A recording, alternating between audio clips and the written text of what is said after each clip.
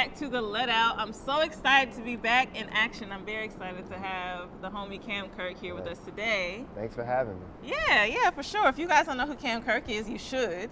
I don't know. Tell them a little bit about yourself.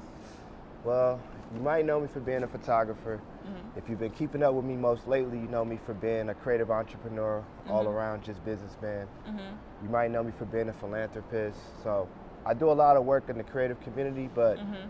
my main focus is really just making it cool to be black, making it cool to be ourselves, and also being able to take that to the top, however far we want to take it. Yeah, you've done such an amazing job. I'm just gonna have to cry on camera because my eyes are not a fan of the wind right now.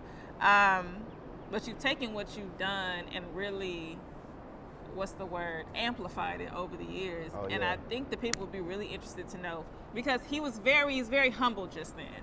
He's taken so many photos of some of hip hop's greatest voices and has really made a staple for himself in the culture. And he's in a position now to be giving back, which is amazing.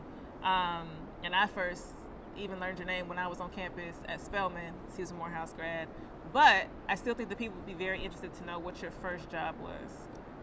My first job, like in my industry now, or No, first just job life. in general? My first job in life, I worked at DTLR, the shoe store. Oh, wow. Yep. Okay. So I was selling sneakers. I always wanted a cool job. I didn't want to work, at 16, I got a job right at 16. So I was Okay. like, I'm working immediately. I wanted a cool job. I didn't want to work fast food or anything like that. So I got a job at the mall at the shoe store. Okay. All right. Well, that I think leads us right on into our rapid fire questions. And so I'm going to ask you a few, and they're going to be either or. All right. And I'm going to throw in some song associations too. Hey, So my first one is, if or would you rather okay. never buy another pair of sneakers or never buy another hat? Oh, easy. I'll never buy another pair of sneakers again. Really? Yeah. Really? That's so Never. interesting. All right, moving along. I'm getting old. I gotta, I don't know, this hairline may not always be here. I'm gonna need a hat. Okay. For sure. All right, hot Cheetos or Takis? Neither one. Okay. Hot Cheetos for me. What's I a never give them Taki? up. A Taki, the children eat those today. They come in a purple bag. It's like a burnt corn tortilla wrapped no, up in like hot. That sounds terrible. It is terrible. Okay. Moving along. Song association, car. Car. There's one that typically comes to mind, but only if you're like an R&B enthusiast, I guess. The first song that came to my mind was The Dream Fast Car. I think it's like called Fast. I need a fast car. Never heard it. Okay, cool. Somebody gonna know it. Somebody Okay. gonna know what I'm talking about. That's what came to mind, but I also then just started thinking about rolling down the street, smoking and sipping on gin and juice. Way back. Yeah, just 'cause we in the my car. mind, on my money. For Okay, sure. I thought of Jasmine Sullivan, bust the windows at your car. Oh, that's Yeah. a little dark. Okay. I feel you. Okay, name a black movie that you should have seen but you've never seen. Ooh. I kind of went back and I cheated and watched a few movies. Okay. The movie that took me a long time to watch, and I still can't say I watched it 100%, is Menace to Society. Oh, me neither. I don't know if I can truly say I sat down and watched it from start to finish pieces, but that's Yeah. definitely one for sure. I'm just interested in watching it all the way through. Like Baby Boy, I'm that way too. I've seen him in The Womb, Okay. and I've seen Taraji P. Henson and Snoop Dogg at some Okay, point, but yeah. I've never seen the full movie. That's one you got to go back and watch. That's a classic. Okay. Let's see. All right, song association. You. You. That one's kind of tough, but it's a lot of songs with you in it. It is. You. I'm sure this is in there. I don't know. You.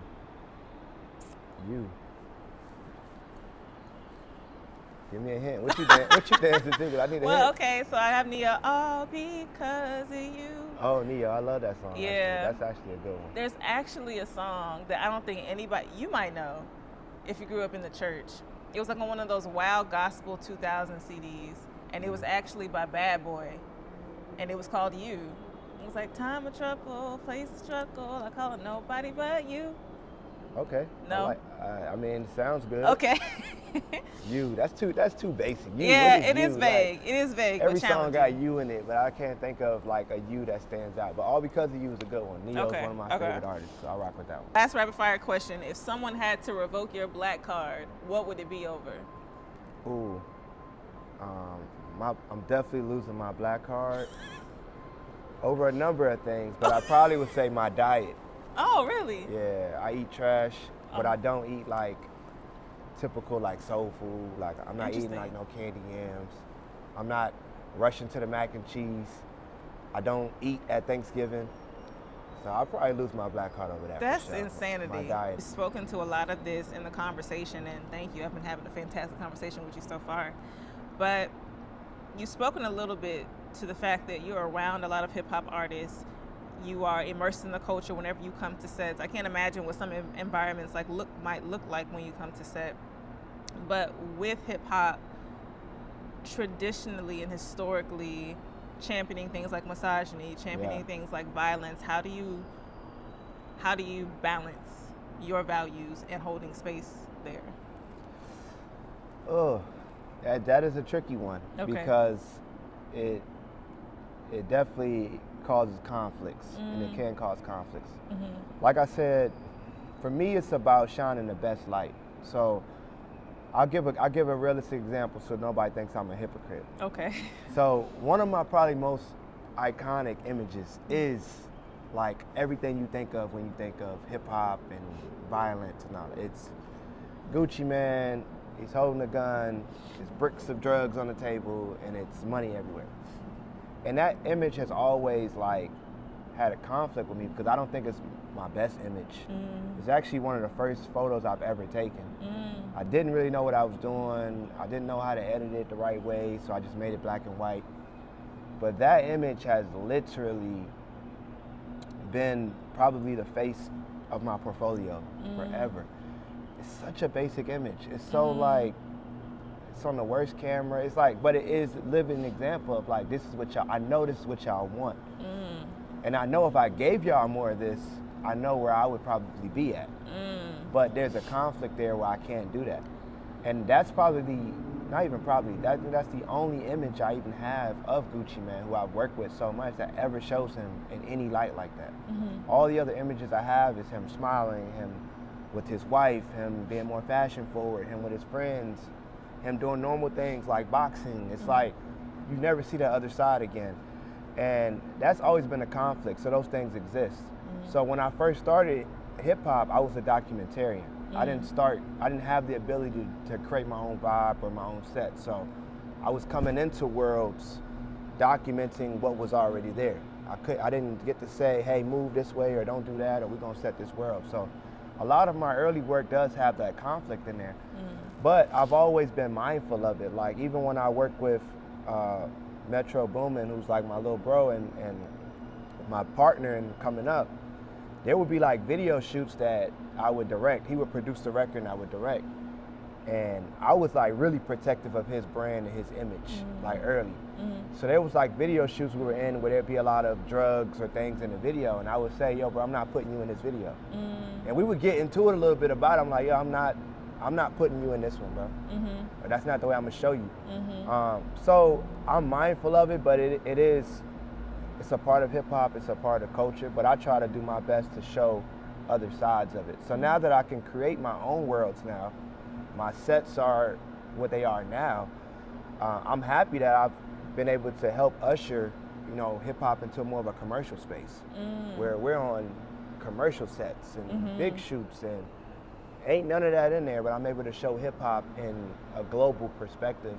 I did a shoot for Rolling Stone with the Migos, and they were like really strong on like showing the Migos in the hood.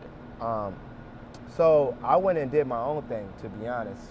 And I shot this photo. It's one of my favorite photos to date. It was an homage to the Beatles, because the Migos always saying they better than the Beatles. And it's this image of them holding an umbrella over them. And it's like raindrops falling. So I'm like trying to explain to Rolling Stone, or just hoping that they get it from a culture perspective.